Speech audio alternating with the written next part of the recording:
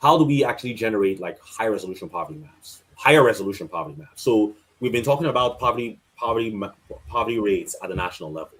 But say, for instance, in a place like Ajegunle in Nigeria, would you figure out what the poverty rate was there? In a household survey, maybe in like Nigeria, if you're lucky, you have like maybe 15,000 people in the household survey, right?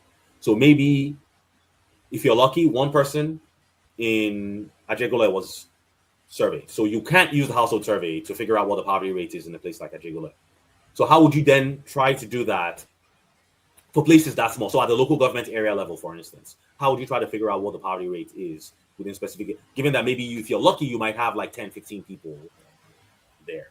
So that's where the sort of data science comes in, because then you can say, okay, first of all, do you have a census? Nigeria hasn't had a census in quite some time. Nigeria is way overdue for one at this point, right?